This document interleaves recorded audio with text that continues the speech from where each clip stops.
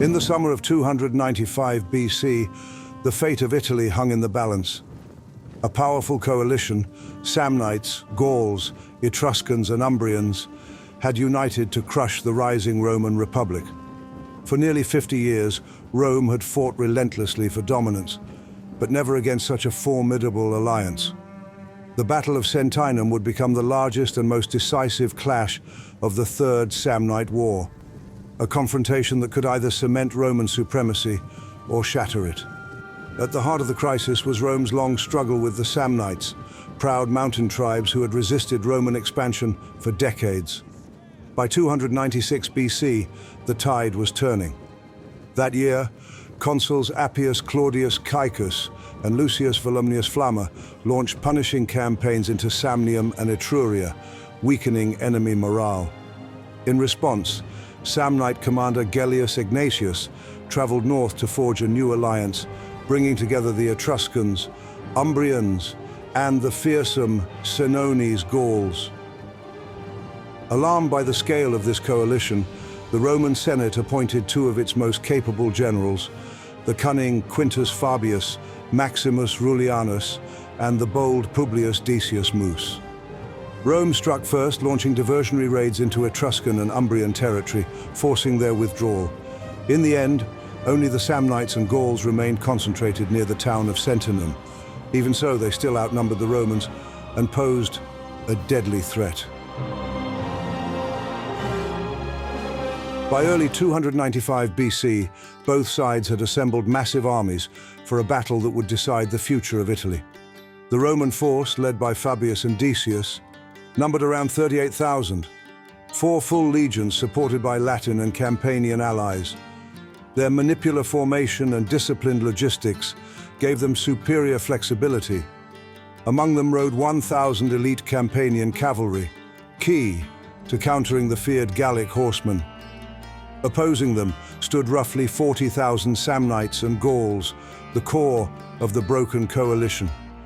The Samnites brought decades of war-hardened experience, while the towering Senones Gauls served as a ferocious shock force. On the open plains near Sentinum, these armies prepared for a battle that would shape the destiny of Italy. At dawn, the Romans advanced. On the left, Publius Decius Mus led the 5th and 6th legions with a powerful cavalry force. True to form, he struck first.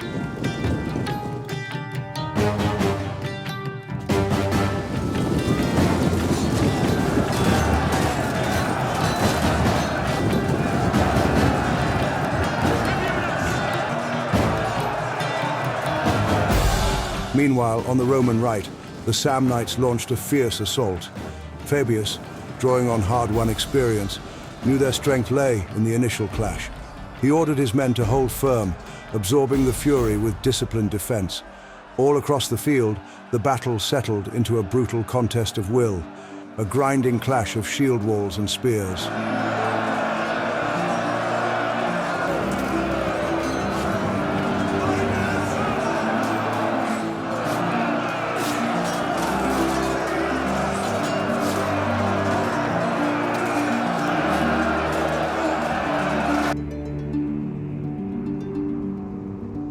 Frustrated by the stalemate, Decius seized the initiative, personally leading a bold cavalry charge into the Gallic horsemen. The Roman horse crashed through the first line of Gallic cavalry and, driven by momentum, smashed into the second. For a moment it seemed the tide was turning, but Decius had pushed too deep. From the flank came the thunder of wheels, Gallic chariots barreling across the field with terrifying speed. Before Decius could react, they slammed into his exposed side. Panic spread like fire. Unaccustomed to the shrieking axles and grinding noise, Roman horses reared and bucked in fear. Discipline broke. The cavalry scattered, riders peeling away in chaos, some slamming into their own infantry, sowing confusion through the Roman ranks. The Gauls seized the opening. With war cries and brutal momentum, they surged forward. The Roman left began to buckle, pushed back, disorganized, and teetering on collapse.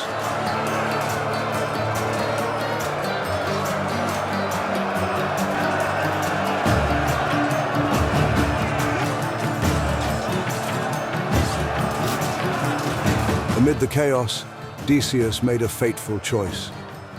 Invoking the ancient ritual of Devotio, he vowed himself to the gods of the underworld to save the Republic. Clad in the armor of his father, who had died the same way, Decius summoned the priest Marcus Livius to speak the sacred words, "I carry before me terror and rout, and carnage and blood, and the wrath of all the gods, above and below."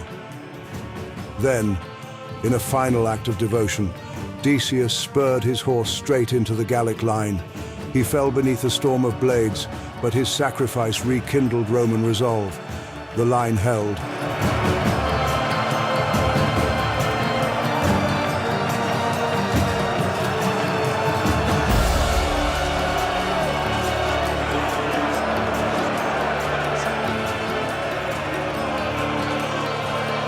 On the Roman right, Quintus Fabius Maximus remained composed.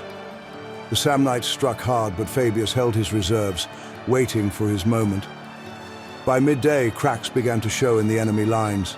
Their momentum waned. This was what Fabius had been waiting for.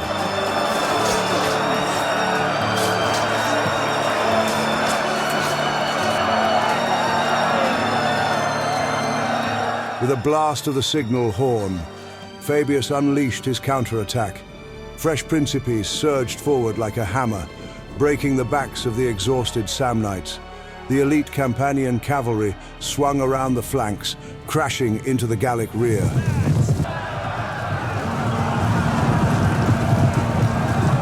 Panic spread. The Gauls faltered. The Samnites broke ranks. Gellius Egnatius fell in the chaos as the Roman tide swept through the enemy camp.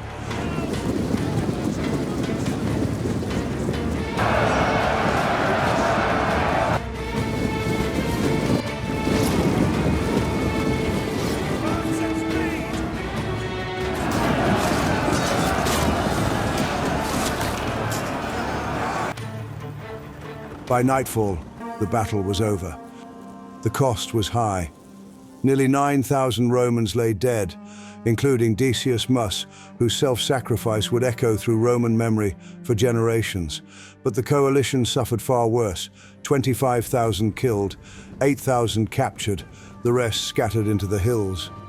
Through discipline, resolve, and sacrifice, Rome had crushed the greatest alliance ever raised against it.